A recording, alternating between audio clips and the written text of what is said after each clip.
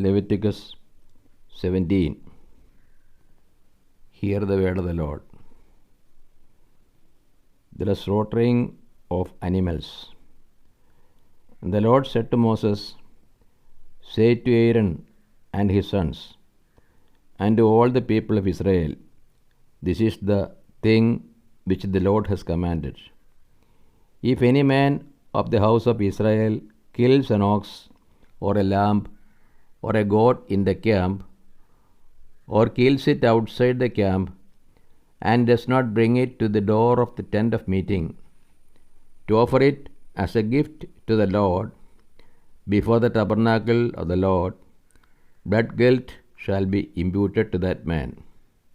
He has shed blood, and that man shall be cut off from among his people.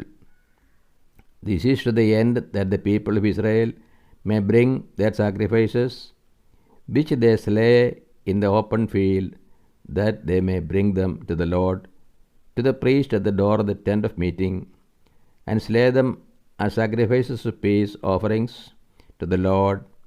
And the priest shall sprinkle the blood on the altar of the Lord at the door of the tent of meeting, and burn the fat for a pleasing odor to the Lord. So they shall no more slay their sacrifices for satyas, after whom they play the harlot. This shall be a statute forever to them throughout their generations. And you shall say to them, Any man of the house of Israel, or of the strangers that sojourn among them, who offers a burnt offering or sacrifice, and does not bring it to the door of the tent of meeting to sacrifice it to the Lord, that man shall be cut off from his people. Eating blood prohibited. If any man of the house of Israel, or of the strangers that sojourn among them, eats any blood, I will set my face against that person who eats blood, and will cut him off from among his people. For the life of the flesh is in the blood, and I have given it for you upon the altar to make atonement for your souls. For it is the blood that makes atonement by reason of the life. Therefore I have said to the people of Israel, No person among you shall eat blood, neither shall any stranger who sojourns among you eat blood.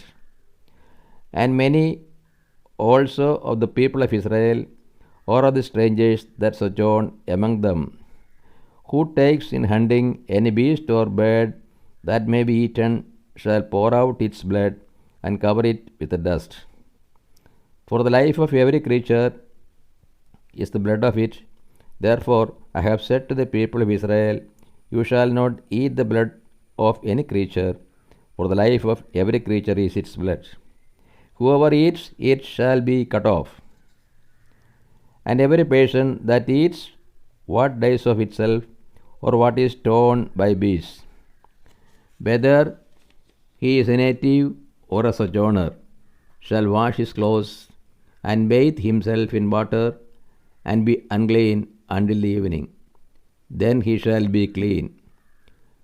But if he does not wash them or bathe his flesh, he shall bear his iniquity.